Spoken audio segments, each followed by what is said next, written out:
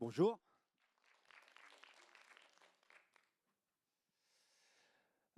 Je vois que vous êtes assez nombreux à nous retrouver, peut-être aussi à vous retrouver lors de ce rendez-vous annuel consacré à la traduction et aux traducteurs, lesquels, comme l'indique notre intitulé, ont le désir de parler à leurs lecteurs. Alors cette année, le lieu qu'Olivier Chaudançon a la gentillesse de mettre à notre disposition porte bien son nom, la Maison de la Poésie. En effet, nous avons placé cette 5e édition sous le signe de la poésie, un genre réputé intraduisible. Certains traducteurs vous diront d'ailleurs que rien n'est intraduisible, d'autres vous diront que tout est intraduisible. Force est de constater que la poésie condense toutes les difficultés que peut présenter l'acte de traduire et qu'il n'est pas inouï de passer une semaine sur 10 lignes. Tout cela est donc surtout affaire de passionnés. Et nous autres, à Atlas, nous l'avons bien constaté en organisant cette édition de notre printemps. C'est la passion, en effet, qui anime les libraires indépendants, nos partenaires, qui mettent en rayon des recueils de poésie ou tout simplement des livres dont ils savent bien qu'ils en vendront peu, mais qui n'hésitent pas à les défendre et les défendre encore, parce qu'ils estiment que c'est là que se trouve le cœur de leur métier. C'est la passion qui anime les traducteurs qui, tout au long de ces 4 jours, vont participer à des tables rondes, à des ateliers, à des conférences et vont aller présenter leur métier et leur coup de cœur dans des librairies un peu partout à Paris et dans la région parisienne. Avec dans l'idée qu'il est essentiel de partager ces richesses dont ils sont les dépositaires, la littérature, la poésie, les langues, voire la langue et la traduction, bien sûr. Je vous invite d'ailleurs à prendre un programme à l'entrée dans lequel vous trouverez le détail des événements que nous vous proposons. Et vous pourrez également trouver, toujours à l'entrée, le dernier numéro de Translittérature, la revue de nos camarades de l'ATLF, dont je vous recommande la lecture. C'est la passion, enfin, qui anime tous ceux qui pensent qu'un jour, au détour d'une page, quelques lignes ont donné un nouveau sens à leur vie et qui sont subitement devenus des lecteurs, compulsifs ou occasionnels, et ceux qu'on croise dans le métro, aux terrasses des cafés, étalés sur les pelouses des parcs, ou, comme ce soir, j'ose le croire, dans cette salle. Je vais bientôt céder la parole à Marion Graff, qui va s'entretenir avec Marie-Madeleine Rigopoulos de sa traduction des 27 cubes danubien de Susanna Gazé, en ouverture de cette manifestation. Puis, après un entracte, nous pourrons assister à une lecture bilingue des participants à la fabrique d'anglais, avec la complicité des 3 autrices traduites du français, Brigitte Giraud, Valérie Mréjean et Nina Yargekov, que je remercie d'être là, et qui vont donc entendre leurs textes dits dans des mots qui ne seront plus uniquement les leurs. Mais avant ça, je vais remercier tous nos partenaires institutionnels, le CNL, l'Institut français, et tout particulièrement Judith Rose, parce que sans leur soutien, la fabrique des traducteurs que je viens d'évoquer ne serait pas possible, mais également la SOFIA, qui nous aide beaucoup pour le printemps, le ministère de la Culture, la DGLFLF, les conseils généraux d'Île-de-France et de Provence-Alpes-Côte d'Azur, ainsi que toute l'équipe des permanents d'Arles, des personnes qui ne sont jamais fatiguées et toujours de bonne humeur. C'est incroyable, stupéfiant. Et bien sûr, le CA d'Atlas. Je vous donne rendez-vous ici même dans 4 jours pour la clôture de cette 5e édition, en compagnie de Jacques Bonafé, un grand fidèle d'Atlas, que nous accueillons chaque fois avec un plaisir renouvelé. Mais d'ici là, que les traducteurs parlent aux lecteurs. Merci.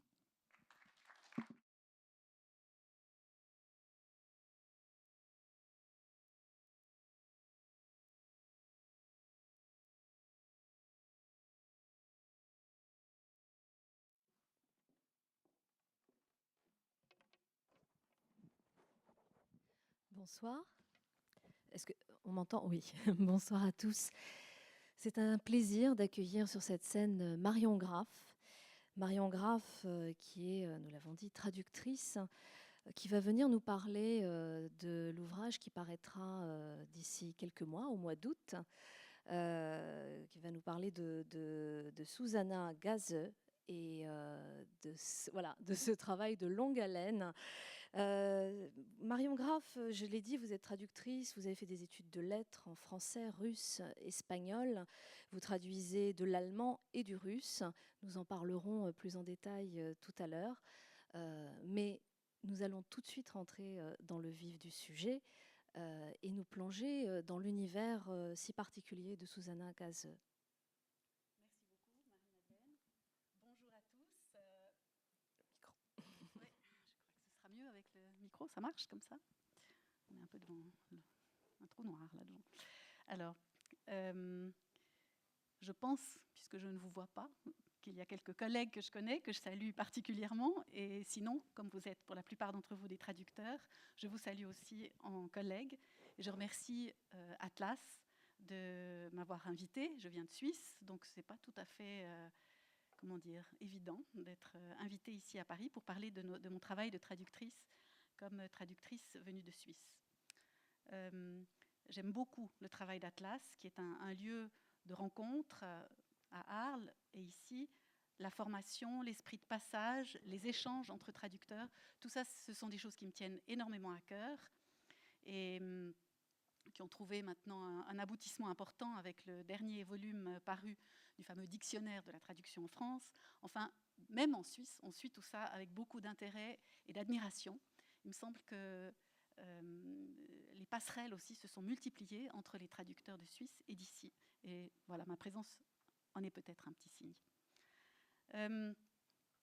Parler de cette expérience de traduction, traduire ce livre de Susanna Gase, s'imposait pour moi. Pourquoi ? Déjà, parce qu'on ne parle jamais aussi bien comme traducteur, vous le savez, que du livre qu'on est en train sur lequel on est en train de travailler. C'est là que ça se passe, et une fois que le livre est sorti, on a tout à coup une distance, une répugnance peut-être même à s'y replonger, et c'est dans le vif du sujet, quand le livre est encore devant nous, qu'on aime en parler et qu'on est en verve. Alors ce livre-là, en plus, deuxième raison pour avoir envie de vous en parler, c'est le livre d'un fleuve, le livre du Danube. Son titre en allemand, Donauwürfel, sera traduit dans l'édition française comme cube danubien. Ce fleuve, il m'a semblé que c'était pour nous autres traducteurs notre élément, plus que les montagnes peut-être, qui sont pourtant bien aimées en Suisse, mais le fleuve, il nous ressemble, puisque la traduction amène une sorte de sang bleu à travers toute l'Europe, et j'aime beaucoup aussi l'idée de la connectivité des fleuves avec leurs rives, leurs affluents, les plantes, les bêtes, les hommes qui vivent au bord des fleuves, et tout ça, la traduction évidemment en sait quelque chose. Quand on ne traduit pas des mots, mais on traduit un texte, on traduit quelque chose qui circule, et on ne traduit pas juste pour soi, pour un auteur, pour un éditeur, mais on traduit pour un biotope. Le texte a grandi dans un biotope et on l'amène dans un autre biotope, si vous voulez. C'est un peu cette idée de transhumance, chère à Mireille Gancel, que certains d'entre vous connaissent certainement. Donc, je suis heureuse de vous parler aujourd'hui d'un livre Fleuve. Alors, l'histoire, les antécédents de cette traduction sont liés à un numéro spécial de la revue de Belles Lettres, qui est une revue dont je m'occupe, dont nous parlerons sans doute tout à l'heure. Et ce numéro spécial était entièrement consacré au Danube. C'était un numéro qui s'appelait « Un Danube poétique ». L'idée de ce numéro, c'était de rendre hommage, si on veut, à ce grand fleuve européen, non pas à la façon de Magritte, qui a consacré un livre très célèbre au Danube, le long duquel Magritte se promène, le long duquel Magritte évoque une histoire prestigieuse de toute l'Europe centrale, avec une verve et une passion et un savoir extraordinaire. Non, 30 ans après ce voyage dont Magritte parle dans Danube, son fameux livre, nous voulions, après aussi les guerres des Balkans, etc., nous voulions faire venir les pays danubiens à nous à travers leurs poètes. Donc l'idée, c'était non pas nous d'aller vers le Danube, mais de faire venir le Danube, si vous voulez, jusqu'à nous, à travers des poètes des 10 pays riverains du Danube et à travers des traductions. Donc, pour nous aider dans ce projet, nous avons aussi, évidemment, cherché en Suisse, en France, des personnalités liées au Danube, et nous en avons trouvé énormément. commencer par Julia Kristeva, par exemple, de Bulgarie, ou en Suisse, justement, Zsuzsanna Gase, qui est une Hongroise qui a quitté la Hongrie en 1956 et qui est écrivain, poète, et qui vit au bord du Danube. Et c'est ainsi que j'ai pris contact avec elle au moment où ce numéro est sorti. Le voici, vous voyez, un gros livre avec une trentaine de poètes du Danube, de tous les pays du Danube. Et Zsuzsanna Gase, qui vit en Suisse, nous a très aimablement mis à disposition justement un petit extrait de ce livre qui venait de paraître, Cube danubien. Le numéro a été très bien reçu et un éditeur français de Lyon, Hippocampe, s'est intéressé à ce livre et m'en a demandé la traduction. Voilà comment tout ça a démarré. Alors je vous dis quelques mots de Zsuzsanna Gase. Elle est née à Budapest en 1946. Elle a fui la Hongrie en 1956, donc à l'âge de 10 ans, pour se réfugier à Vienne, où elle a suivi ses classes de lycée en allemand. Elle a changé de langue là, à l'âge de 10 ans. Ensuite, sa famille a vécu à Kassel, puis encore à Vienne. Elle a fait la plupart de ses études à Stuttgart, puis à Tübingen, où elle a enseigné l'écriture littéraire à l'université. À partir des années 90, elle s'est établie au bord du lac de Constance, en Allemagne du Sud. Et puis, depuis 1993, elle vit en Suisse, dans différentes villes de Suisse, à Zug, à Lucerne, et depuis une vingtaine d'années, près de Winterthur. Donc, vous voyez que c'est un auteur vraiment, un vrai pigeon voyageur, quoi. Elle vit de l'écriture, de charges de cours ou de leçons de poétique, comme on appelle ça en Allemagne, à Tübingen, à Bamberg, à Dresde, à Salzbourg.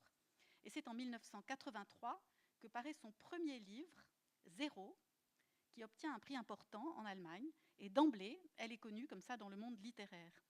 C'est beau d'écrire. C'est la première phrase de ce premier livre. Une trentaine de livres suivront, qui vaudront à Zsuzsanna Gase de nombreux prix. Et en plus de ses textes principaux, si on veut, elle a ce qu'elle appelle sa deuxième scène, où elle publie des essais, des livrets d'opéra, des textes scéniques, des réflexions sur l'art, et, last but not least, des traductions littéraires. Elle a traduit une dizaine de livres de Péter Esterházy, le grand écrivain hongrois, donc elle traduit vers l'allemand, mais aussi de István Ősi, de Péter Nadas, etc.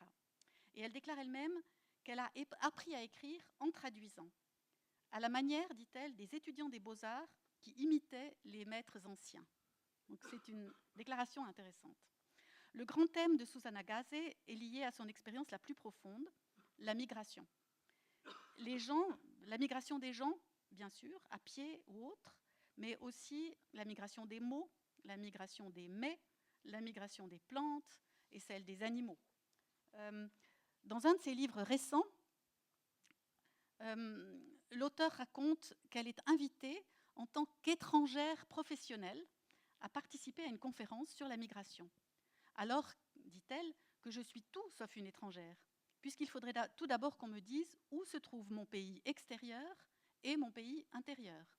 Et c'est dans ce livre aussi que s'impose la distinction entre ceux qui ont plusieurs pays, ceux qui ont un pays et ceux qui n'ont aucun pays. La question est donc moins, dans les livres de Zsuzsanna Gase, dans sa perspective, le passé étranger des migrants, que de savoir plutôt où ils vont. Ce sont des textes qui sont orientés vers le présent et vers le futur, mais pas vers un passé de la migration. Ce qui compte, chez elle, c'est la conscience qu'il n'y a pas une seule langue, une seule perception, mais différentes façons de voir et de représenter le monde. Des notions comme le multiple, l'instable, lui correspondent. Les formes littéraires qu'elle choisit sont des formes éclatées. Elle occupe avec délice l'intervalle entre la prose et la poésie, et elle subvertit les désignations de genre ou mélange les arts avec du, je cite, théâtre concertant, des pièces lyriques, des textes monochromes, etc. Elle est une sorte de répondante individualiste et de langue allemande aux écrivains de l'Oulipo. Et dans sa passion de la langue et de ses métamorphoses, elle se fixe le plus souvent des règles à partir desquelles naissent des formes spécifiques.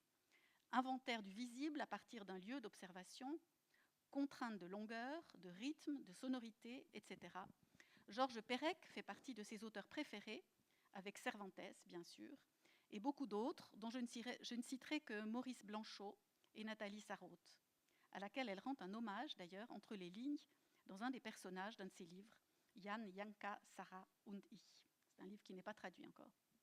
On le voit, l'œuvre de Susanna Gassé a une légèreté enjouée, un sérieux ironique qui lui donne sa tonalité inimitable. Alors, ces cubes danubiens maintenant. Donauwürfel, ce texte se présente comme un long poème épique entièrement consacré au Danube. Donc, il ne s'agira en aucun cas d'une grande saga culturelle, mais il s'agira du fleuve en soi. Le projet est plutôt descriptif, narratif et surtout pas allégorique. Parce que Susanna Gassé a une méfiance viscérale de la psychologie et des symboles pour avoir trop vécu la récupération idéologique, en particulier des symboles. Donauwürfel, la forme de ce long poème est stricte, comme peut être strict le lit de la rivière. À l'intérieur de cette forme stricte, dont je vais parler tout à l'heure, nous assistons à des turbulences. L'histoire, avec un grand H, voisine avec des histoires. Les pays, les mots, les langues, la mort, beaucoup de morts flottent dans ce Danube, les poissons, les îles, les rencontres, la géologie, l'hydrographie. C'est une sorte d'encyclopédie du Danube qui se déroule au fil des strophes. Ce livre est un hymne au changement, animé d'une profonde mélancolie, parce que suivre un fleuve, c'est perdre, l'art de perdre. Et dans le flux d'une évolution continuelle, la perte est compensée par le neuf, car tout dans le fleuve est apparenté. Donc on a une forme qui dit aussi ce qu'elle est.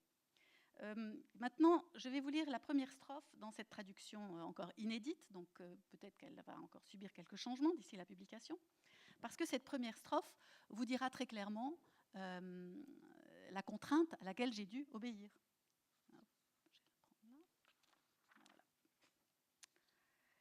Il est parfois d'argent le Danube, en allemand 2 syllabes, en latin 4, tantôt féminin, tantôt masculin, comme un personnage d'Almodovar, comme un reflet passant dans le miroir de Michael Jackson, homme ou femme, avec un rire intérieur. En aval, ce rire fait des vagues, et 10 syllabes fois 10 lignes font un Danube au carré. Pourtant, combien plus beau serait un cube. Voilà. Alors vous avez 10 syllabes fois 10 lignes. Et puis, ces 10 syllabes fois 10 lignes, donc un dizain, si vous voulez, un dizain carré de 10 syllabes, 10 lignes de 10 syllabes, s'enchaînent dizain après dizain par groupe de 10. Et un ensemble de 10 dizains forme un cube, voilà, un Danube au cube, si vous voulez. Donc cette contrainte, évidemment, est absolue. Et un des grands défis pour moi, ça a été de trouver ce bon rythme. Vous avez entendu quand j'ai lu qu'on n'entend pas vraiment que c'est des dizains. Et ça m'a pris beaucoup de temps, en fait, de réaliser qu'il ne fallait pas que je fasse des dizains à la Ronsard ou à la Dante, qu'on vient de retraduire. Vous avez peut-être entendu parler de la chose en dizains. Michel Orcel vient de faire ce travail incroyable. Alors moi, il ne fallait pas que je me cantonne dans... Enfin, il ne fallait pas que je me fie à mon oreille de lectrice de dizains français. Parce qu'en allemand, ces vers de 10 syllabes sont quelque chose de tout à fait inhabituel.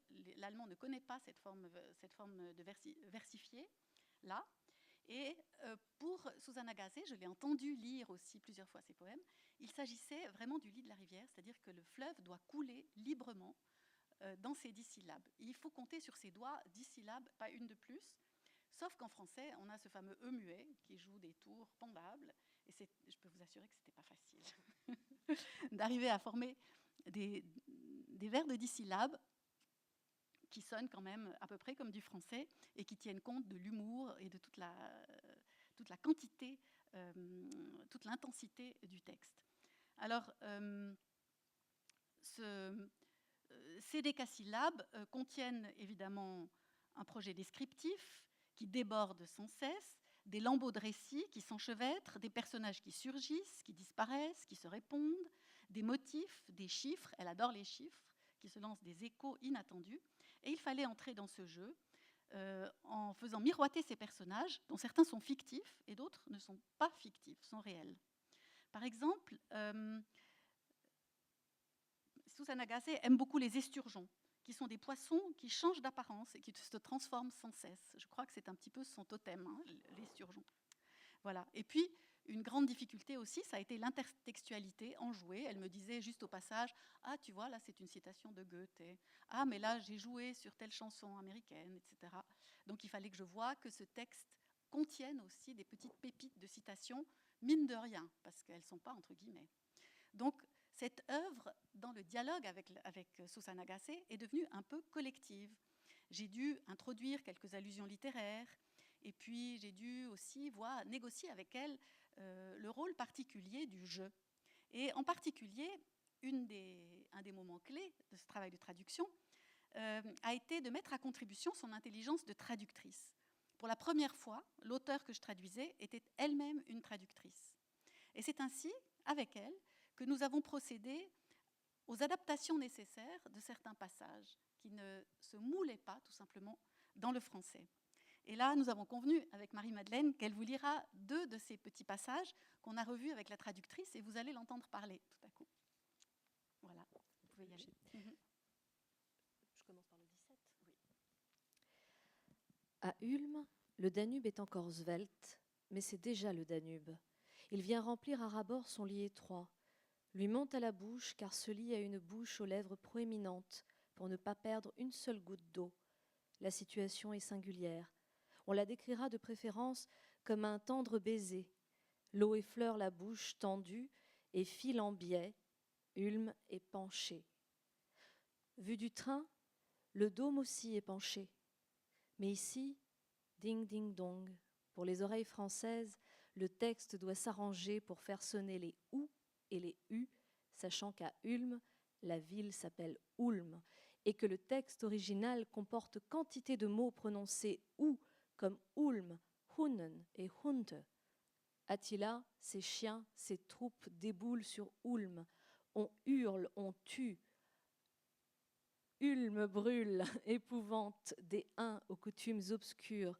Il croit pouvoir déchiffrer l'avenir sur des os de mouton par scapulomancie.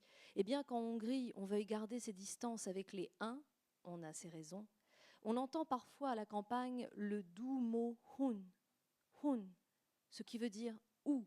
« Hun », demande-t-on. Où sont nos bien-aimés ? Je m'interroge aussi. Il n'y a pas de mot plus important que « hun ». Mais si le « u » sied lui aussi au Danube, c'est pour son lit mineur en forme de « u », le plus souvent. Ce chenal modelé comme un profond « u » détermine la perception intime du fleuve et ses courants les plus profonds.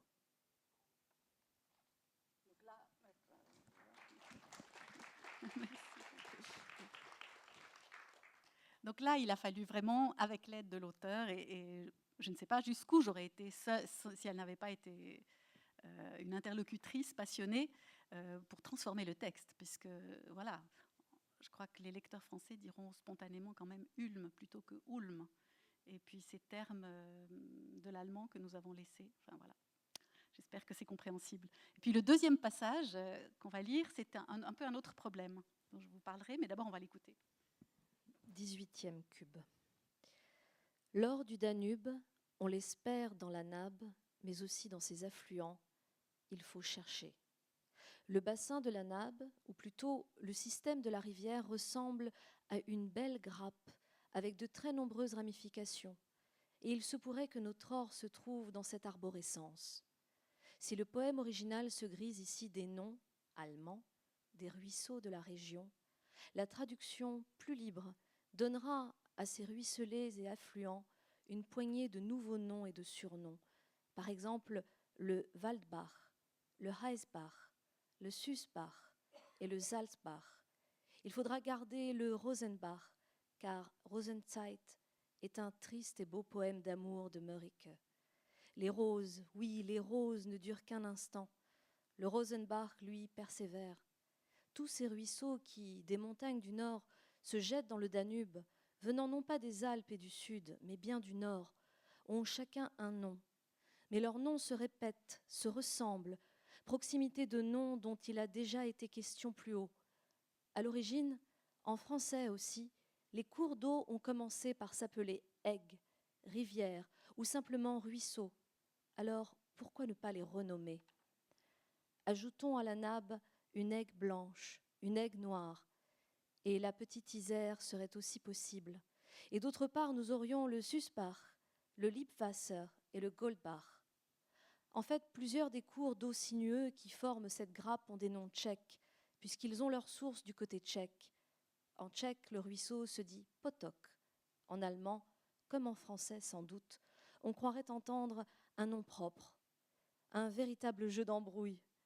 Dire très vite une série de noms et que nul ne s'y retrouve. Ici, la confusion est souhaitable, car dans tous ces ruisseaux, c'est de l'or qu'on cherche. Ornette et Tormente, Orbiel et Mornette, Schnellbach et Flachbach, tous cachent de l'or. Voilà, donc là, tous les mots allemands, qui ont été très bien lus d'ailleurs avec l'accent allemand, sont en fait beaucoup plus tordus à prononcer. Donc nous avons complètement remanié, et ces mots, ces noms de rivières ne correspondent pas aux affluents de la Nabe, mais il fallait nous immerger quand même dans cette espèce de ruissellement de noms. Voilà, donc c'était un petit peu le jeu auquel, avec Susanna Gasse, nous nous sommes lancés. Puis comme de toute façon, elle se promène toujours, dit-elle, avec un petit panier plein de mots qu'elle cherche à placer quelque part. Voilà, c'était un véritable plaisir de travailler avec elle de ce point de vue-là. Je crois que jamais, dans les différentes traductions que j'ai faites, je n'ai été aussi, aussi avide de pouvoir répondre à la haute exigence que formulait Bernard Simeone en son temps, qui disait que ce qui est transmis, ce n'est pas un état préalable et prédéfini du texte originel, mais bien sa vertu exploratrice. Et c'est à ça que j'aspire quand je traduis de la poésie. Voilà. Chère Marion, merci pour cette immersion dans l'univers de Susanna Gasse. Moi, ce que j'aimerais, c'est qu'on s'immerge encore plus en vous accompagnant d'une certaine façon dans vos doutes et vos questionnements de traductrice. Et pour le faire, j'aimerais d'abord savoir qu'est-ce qui vous a poussé vers ce dur travail en même temps passionnant et émouvant de la traduction, au point de vous lancer dans des travaux aussi à la fois fastidieux et passionnants, certes, mais quand même fastidieux, qui ont une grande exigence dans l'écriture, dans la réflexion, qui relève, pour moi, qui ne suis pas traductrice, du sacerdoce. Pourquoi la traduction ? Je ne suis pas du tout née bilingue, mais j'ai été vraiment très petite, déjà fascinée par les langues. Étant d'une famille franco-suisse, j'ai vécu beaucoup sur la frontière, entre le midi de la France, d'où vient la famille de ma mère, la région parisienne, où j'ai une partie aussi de ma famille, et la Suisse romande, où on parle chaque fois un peu différemment.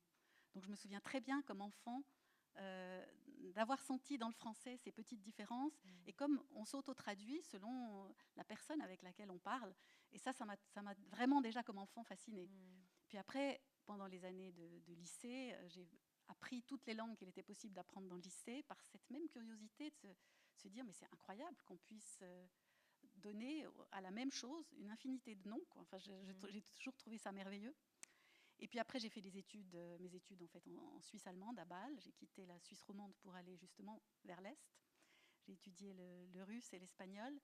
Et là, assez vite, pendant les travaux qu'on devait livrer, des travaux d'études littéraires, je me suis rendu compte que la façon d'aborder les textes par la traduction m'était beaucoup plus proche.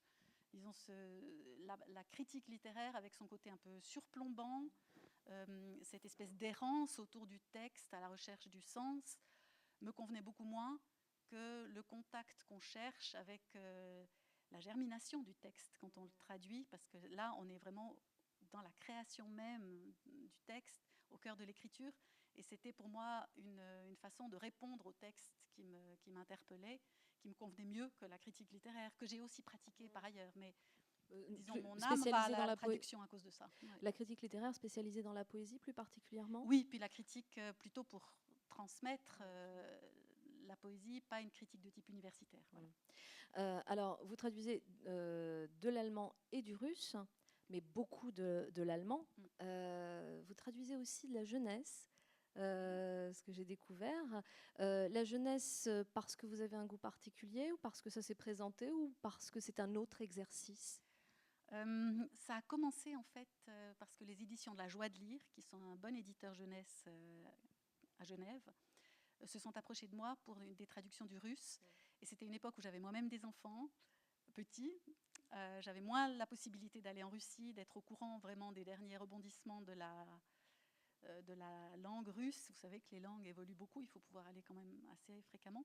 Et ces ouvrages-là me convenaient bien parce qu'ils étaient un peu plus courts et puis que ça me permettait de garder le russe actif. Alors vous êtes traductrice, mais vous dirigez, vous l'avez rapidement évoqué, et j'aimerais bien qu'on en parle un peu plus, vous dirigez une très prestigieuse revue littéraire qui a plus de 100 ans et qui s'appelle la revue De Belles Lettres, dans laquelle vous publiez des traductions de poésie inédite, c'est bien ça? Oui, oui. Oui, c'est une revue qui a traversé les âges, avec des renouvellements évidemment de rédaction périodiques, et chaque fois la revue change un tout petit peu de visage, mais c'est une revue de poésie. Je crois que c'est la plus ancienne revue de poésie de langue française, en fait. Elle a vu le jour en 1839, exactement, avec des publications un peu épisodiques et régulières depuis plus de 140 ans. Donc c'est une revue ancienne qui paraît à Genève et Lausanne, un peu le phénix, hein, donc qui renaît de ses cendres sans cesse, qui s'intéresse à la poésie contemporaine de Suisse, de France, et qui dit poésie suisse dit traduction, puisque la traduction, c'est la langue de la Suisse. Une revue qui a sorti dans les années 60-70 des numéros qui ont fait vraiment découvrir des grands poètes, comme par exemple Paul Celan. Ça a été la première revue à publier un numéro spécial consacré à Paul Celan. Ou bien Philippe Jacotet aussi, ça a été la première revue à lui consacrer un numéro entier. Ossip Mandelstam, à une époque où personne ne connaissait Mandelstam, la revue de Belles Lettres l'a fait. Anna Armatova. Tout récemment, on a sorti un numéro Henri Thomas aussi. Donc tous, je me suis rendu compte en dressant cette petite liste, tous des poètes qui sont au fond eux-mêmes des traducteurs. Et je crois que cette sensibilité pour la traduction, elle caractérise quand même bien la revue. Elle a la curiosité de mettre en rapport, si on veut, l'ici et l'ailleurs, dans cet esprit que les poètes d'aujourd'hui doivent se mesurer avec les poètes d'ailleurs, absolument, sinon on reste enfermé dans l'entre-soi, et ce qui se passe à l'extérieur doit nous nourrir. La revue, c'est un exercice évidemment de plaisir, de passion, mais c'est aussi un important rôle de passeur, n'est-ce pas? C'est-à-dire que quelque part, c'est presque politique comme acte d'entretenir l'existence d'une revue pour faire connaître des textes qui pourront éventuellement être publiés derrière. Oui, oui, ça arrive quand même assez fréquemment que des auteurs publient dans la revue de Belles Lettres, qu'ils y soient repérés par des éditeurs qui par la suite vont leur rester fidèles. C'est arrivé par exemple avec un jeune auteur, Baptiste Gaillard, qui a publié ses premiers textes dans la revue de Belles Lettres et qui a été aussi après repéré par les éditions Hippocampe. Il a reçu plusieurs prix maintenant, c'est un poète d'avant-garde assez fort. Ou bien Alejandra Pizarnik, qui était, si vous voulez, dans un mode un peu oublié, a été arraché à l'oubli grâce à un numéro qu'on avait publié qui lui était consacré, ou encore, enfin, il y aurait beaucoup d'exemples en fait, oui, où on se rend compte que ce travail de prospection, de laboratoire, de recherche fondamentale un peu, je dirais, est très important, et une revue, c'est sa vocation de le faire. Alors, vous avez évoqué tout à l'heure la raison pour laquelle vous êtes intéressé à la traduction, c'est-à-dire cette possibilité d'aller au tréfonds de l'âme, d'une certaine façon, du texte. Mais quand vous commencez la traduction, est-ce qu'il y a certains auteurs en particulier qui éveillent en vous cette vocation, qui vous donnent envie justement d'être l'intermédiaire entre une langue et une autre, en vous disant, cet auteur, j'ai envie de le donner à lire aux autres? Je crois que là où ça a été le plus net, c'était avec Anna Akhmatova, à laquelle je me suis intéressée pendant mes études, qui m'a mise au défi, disons, d'essayer parce que personne ne la connaissait à l'époque parmi mes camarades, les gens de mon âge ou les lecteurs de poésie que je pouvais connaître. Donc j'ai commencé un peu par, si vous voulez, par jeu, comme ça, à traduire, avec une amie aussi qui est poète. Tout à coup, on s'est prise au jeu sérieusement et on a traduit beaucoup Anna Akhmatova, cherchant aussi, face à une poésie russe régulière, rimée, extrêmement consciente au point de vue formel, mais jaillissante, à restituer cette double dimension. Et ça, c'est toujours, si vous traduisez tous de la poésie ici, vous savez que c'est toujours ça le problème. Alors justement, vous n'avez pas commencé par ce qui, moi, bêtement, qui me paraîtrait le plus facile, c'est-à-dire la prose. Vous avez commencé par de la poésie en traduction. Euh, que- la difficulté, au-delà des rimes, au-delà de ce que vous évoquiez tout à l'heure, justement, avec Susanna Gasse, quelle est-elle, cette difficulté? Est-ce qu'elle est aussi dans l'interprétation, justement, de l'intention de l'auteur? C'est-à-dire, déjà, pour le traduire, il faut vraiment le comprendre pleinement. Et comme on joue sur la symbolique, éventuellement sur la métaphore en poésie, j'imagine que ça doit être un des grands défis. Moi, je crois que le plus important, disons, ça me frappe aussi parce que je relis énormément de traductions pour la revue. Je dirais que la qualité maîtresse, c'est le regard. C'est visualiser les choses. Et puis à partir du moment où on y parvient, parfois il faut faire des recherches parce qu'il s'agit d'objets ou il s'agit de paysages très particuliers. Les mots peut-être viennent dans ce sens-là. Donc par le regard, on s'approprie quand même un univers. Et puis, c'est pas tout à fait vrai que j'ai commencé par la poésie, parce que mes premières traductions, c'était des traductions parues à l'âge d'homme de prose, parce que je voulais voir si ça tenait le coup, mon travail. Et là, il faut un éditeur. Tandis qu'Anna Akhmatova, c'était plutôt en liberté, si on veut. Alors, à travers votre travail de traductrice, il y a des auteurs que vous traduisez plus que d'autres. Ça crée des liens aussi bien avec le texte, mais peut-être, j'imagine, avec l'auteur. Est-ce qu'on finit, comme vous l'évoquiez aussi rapidement tout à l'heure sur le passage qu'on a lu sur les ou et les u, est-ce que ça génère des discussions, des remises en question du texte dans un sens comme dans l'autre? Est-ce que vous avez ce genre de lien avec les auteurs que vous traduisez et qui sont vivants? Dans la mesure où ils sont vivants. J'ai beaucoup traduit Robert Walser, qui n'est pas vivant, mais il y a toute une armada de spécialistes qui sont extrêmement disponibles, compétents, avec lesquels je peux parler. C'est évidemment là presque des substituts de Robert Walser, mais c'est vrai que rencontrer l'auteur, c'est toujours à la fois un peu intimidant, et puis à un moment, on a quand même de temps en temps des questions à lui poser. Parfois, l'auteur est reconnaissant, parfois il s'en fiche, parfois il s'en mêle. Il y a un peu tous les cas de figure. Ouais. Je sens qu'il y a des traducteurs qui ricanent avec le « il s'en mêle ».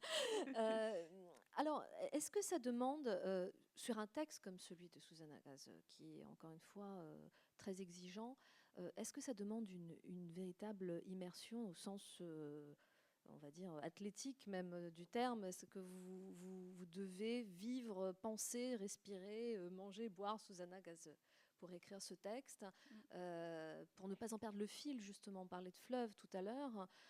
J'imagine que ça doit être facile de se perdre dans des affluents et des confluents. Il m'a fallu vraiment beaucoup de parcours. Ce Danube, je l'ai traversé je ne sais pas combien de fois, parce que, comme vous dites, c'est le rythme qui compte, qui va porter le texte. Et ce rythme, il faut être déjà vraiment s'être tellement incorporé le texte qu'on peut le porter soi-même. Je pense qu'il y a une voix du traducteur dans un texte, vraiment. Et puis c'est aussi ce qui est fascinant quand on lit en parallèle plusieurs traductions à partir du moment où elles sont bonnes, correctes. Il y en a tellement de possibles parce qu'elles portent chacune le tempérament, l'univers linguistique du traducteur. Et cela dit, si j'aime ce métier, c'est parce que je découvre tout à coup ma langue sans frontières. Je suis tout le temps en train d'apprendre des mots nouveaux, d'essayer de les mettre en contexte de façon à ce qu'ils aient l'air naturels alors qu'ils ne seraient peut-être pas du tout naturels. Enfin, ça, je trouve que c'est un travail très minutieux et très long. Voilà, mais pour chaque auteur, on repart à zéro. J'ai lu là récemment qu'il y avait un peu des débats parmi les traducteurs sur le fait qu'un traducteur expérimenté travaillerait plus rapidement ou au contraire plus lentement. Enfin, et moi, je fais plutôt partie des traducteurs expérimentés qui travaillent en tout cas pas plus rapidement, je dirais. Au contraire, on devient plus critique, plus exigeant et peut-être encore plus soucieux de donner le meilleur. Tandis que quand on est plus jeune, on est soucieux des délais. Maintenant, si j'ai un petit retard, je dis écoute, je ne suis pas prête. Est-ce que dans le travail de traduction de poésie plus spécifiquement, la nécessité de prendre des libertés est plus grande, ou au contraire, il est encore plus nécessaire d'être exigeant et d'essayer d'aller au plus près du texte? Ça, c'est une grande question, mais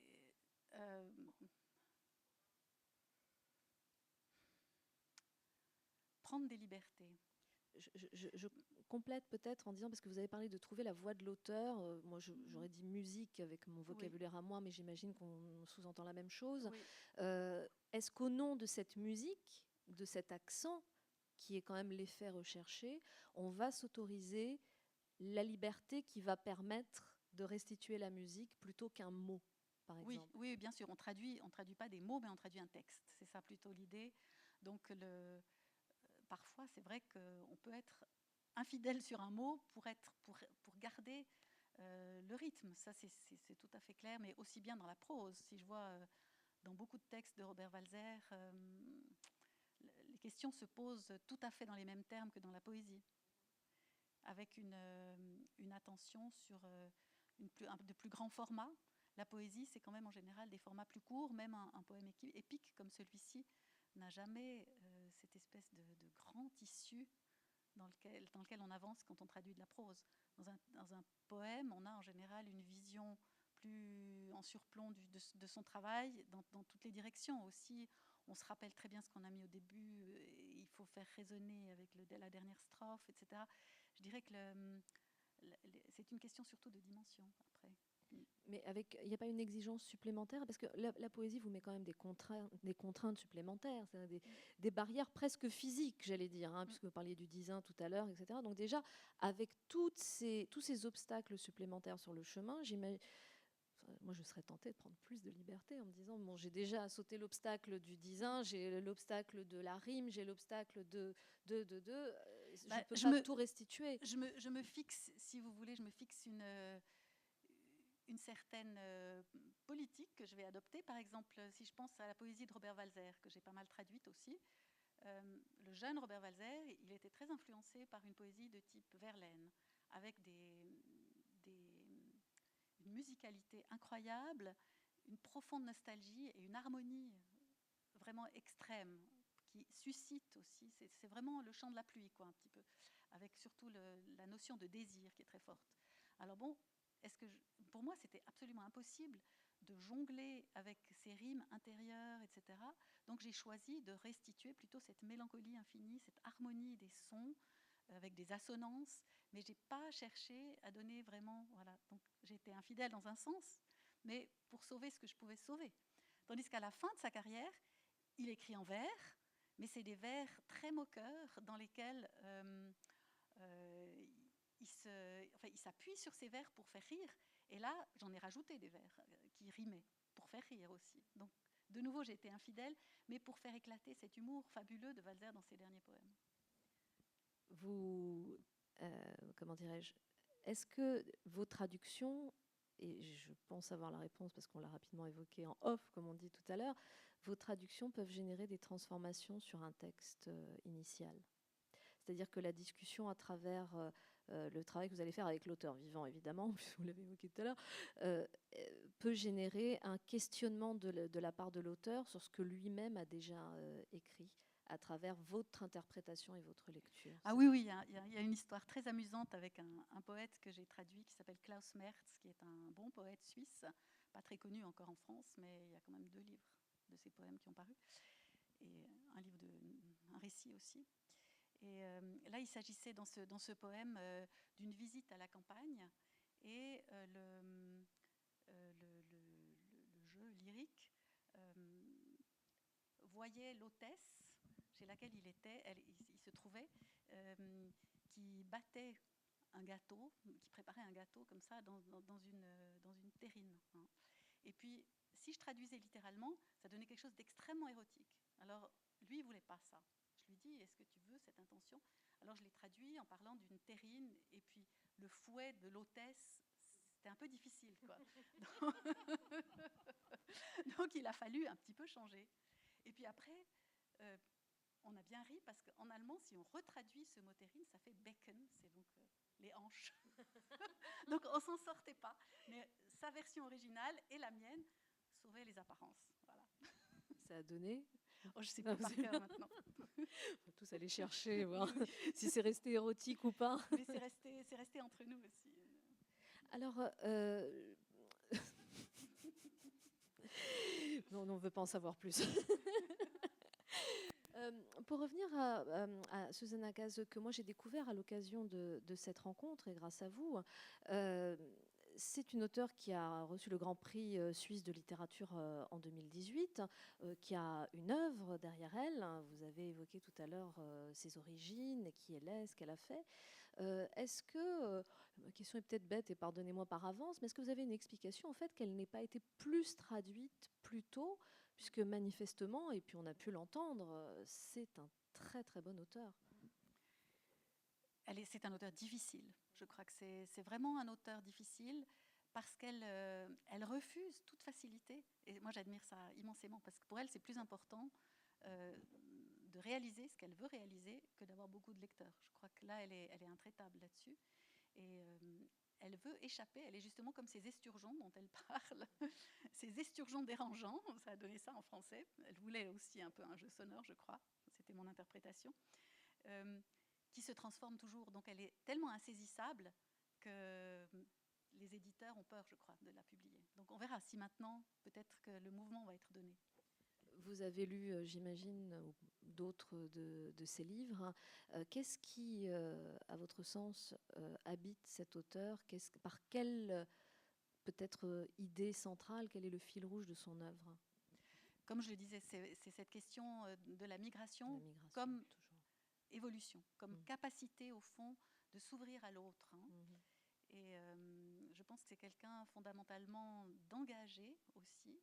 Elle défend des valeurs très fortement, mais elle refuse absolument, parce qu'elle défend ses valeurs, d'être récupérée dans une idéologie quelconque. Donc c'est très délicat, sa position. Elle s'exprime à la fois à travers la poésie et la prose. Oui, mais pas l'essai, par exemple, pas l'essai politique. Hein. Elle choisit la symbolique pour exprimer son engagement. Elle choisit la fiction. La fiction. Oui. Peut-être une dernière question avant de prendre des questions dans la salle, parce que j'imagine qu'il va y en avoir. Je voulais vous demander pourquoi est-ce que vous avez particulièrement traduit, si j'ai bien compté, plus en allemand qu'en russe. Est-ce que le russe vous est plus lointain? Est-ce que c'est une question d'opportunité ou un goût particulier que vous avez pour les auteurs alémaniques? C'est une question aussi d'opportunité.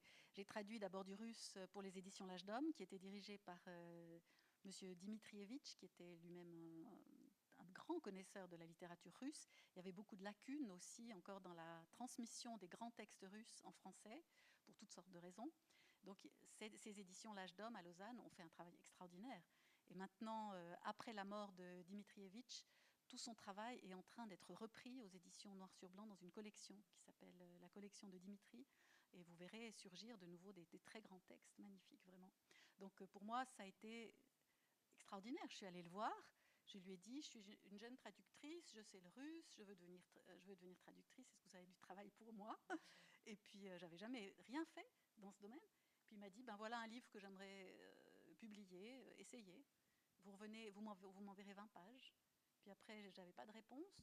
Je lui ai téléphoné. Je lui ai dit, je suis un peu inquiète. Vous imaginez, j'étais malade. Et puis il me dit, ah oui, je l'ai donné à lire à quelqu'un qui m'a dit, ça se lit comme du français. Continuez.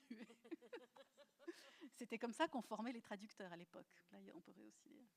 Puis après, bon, il faut bien dire qu'en Suisse, on traduit beaucoup d'allemand en français, de français en allemand. On a cette vie plurilingue, d'un pays plurilingue, avec une disposition aussi des maisons d'édition qui fait que l'allemand est beaucoup plus demandé. Le russe, c'était devenu plus difficile aussi avec L'Âge d'Homme, je ne vous le cache pas. Donc les possibilités se sont ouvertes à moi, avec les éditions Zoé en particulier. Et puis au moment où j'ai commencé à traduire Walzer, je suis devenue complètement valzérifiée, quoi. Accro. Ah oui, alors c'était vraiment... Alors, juste une dernière, et après je prends les questions. Pourquoi avez-vous autant accroché justement avec cet auteur? Qu'est-ce que vous aimez particulièrement? Ah mais il est absolument inépuisable. Quand je commence une traduction de Walzer, je sais que je traduis un jeune auteur que personne n'a jamais traduit. Et ça, c'est extraordinaire. Après avoir traduit, je crois, 15 livres de Walzer, j'ai cette impression chaque fois. Donc bien sûr, il y a des choses qu'on reconnaît, mais il est tellement surprenant et il a un usage de la langue qui est tellement inépuisable que c'est un pur bonheur. C'est une crise de, comment dire, c'est un bain de jouvence, voilà, pour moi, de traduire Walzer. Donc, voilà. Alors, est-ce qu'il y a des questions dans la salle? J'avais prévenu. Hein. Non? On a peut-être Oui. tout dit. Hein. Alors, essayez un peu fort, sinon je vais essayer de vous passer mon... J'essaie. On vous entend. En fait, voilà, je suis un petit peu stressée, mais avec votre histoire de Dmitrievitch, vous m'aviez encouragée comme quoi, voilà, la façon spontanée, on arrive et on pose la question comme ça, voilà, même si on est débutant, etc. Je suis traductrice super débutante. Voilà, je suis immigrée de Russie il y a 14 ans. Je ne parlais pas français du tout il y a 14 ans. J'écris des poésies en russe depuis quelques moments et depuis quelques ans aussi en français. Et l'année dernière, j'ai fait un petit peu mon rêve, ce que je voulais faire à l'époque, mais je ne maîtrisais pas du tout le français, introduire un recueil de poésie russe d'un ami en fait qui a disparu. Et cet hiver, il y a quelque chose qui a passé, donc je me suis lancée, j'ai traduit cette vingtaine de poèmes. Voilà, donc je ne sais pas si c'est la question que vous le pensez, parce que j'ai absolument personne à demander qu'est-ce qu'il en pense, parce que les amis russes, ils connaissaient cette personne, mais ils ne peuvent pas apprécier ma traduction. Et ici, les personnes francophones,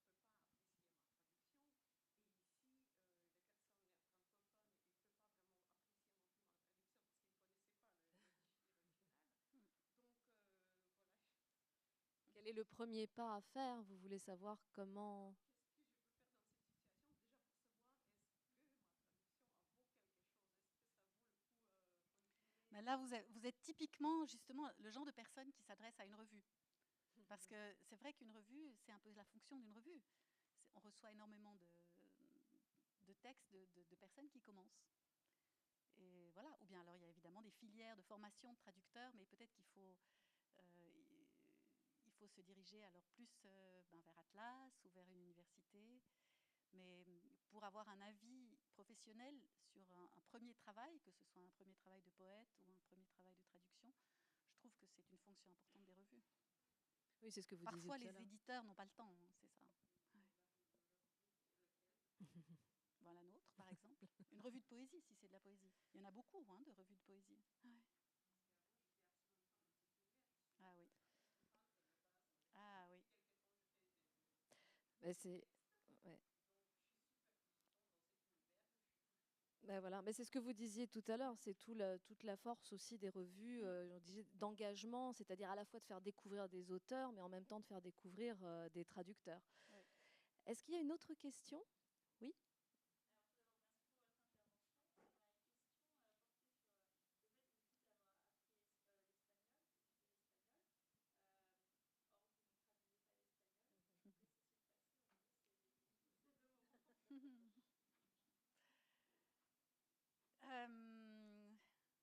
Je crois que c'est lié plus à ma biographie, en fait.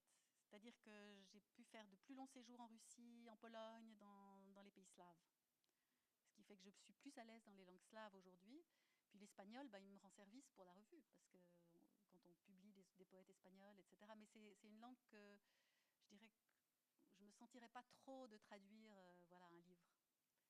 Des petites choses, pourquoi pas. Mais c'est une question simplement de... Vous savez, on ne peut pas garder toutes ces langues. Oui. Bonjour, je voudrais revenir sur la phrase qui a été apparemment au début de votre carrière, vous avez entendu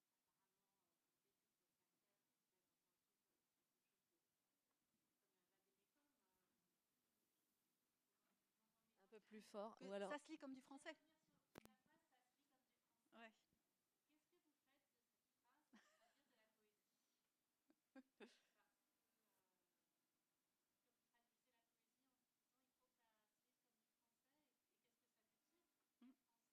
Quel français? Comment vous faites par rapport aux écarts et au décalage Exactement. dans la langue même? Ouais. Il faut aussi pouvoir exporter, je pense.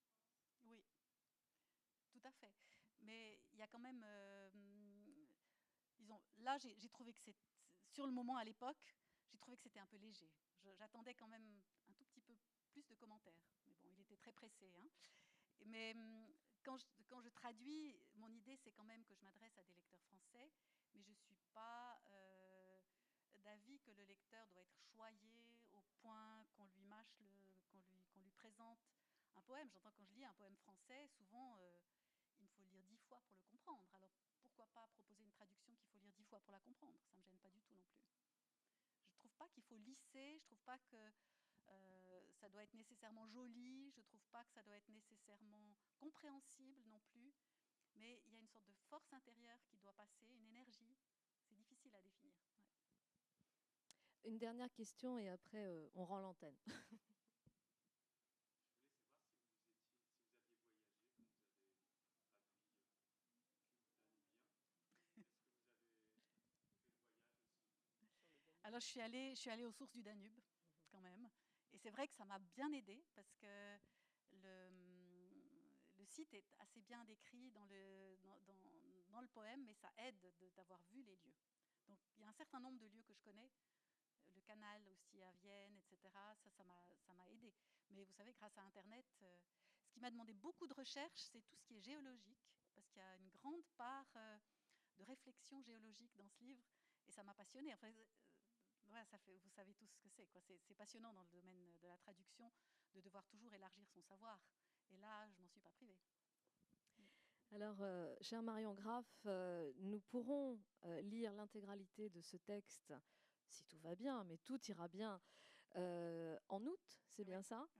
Ouais. Aux éditions Hippocampe, Cube danubien. Je crois que va paraître aussi de Robert Walser Ce que je peux dire de mieux sur la musique aux éditions Zoé. Déjà. Il est sorti, ça y est, déjà, oui. aux éditions Zoé. Bien sûr, donc rappeler le titre, la revue De Belles Lettres, cette revue où aussi bien de jeunes traducteurs, mais aussi de jeunes poètes peuvent se présenter. Nous serons présents au marché de la poésie, qui commence dans 15 jours, et aussi au salon de la revue en automne. Donc, si vous voulez nous rencontrer, n'hésitez pas à passer au stand des revues. Merci beaucoup Marion Graff, merci à vous d'avoir été avec nous et je vous invite à rester pour la suite une très belle lecture bilingue. Merci beaucoup. Merci beaucoup à vous tous.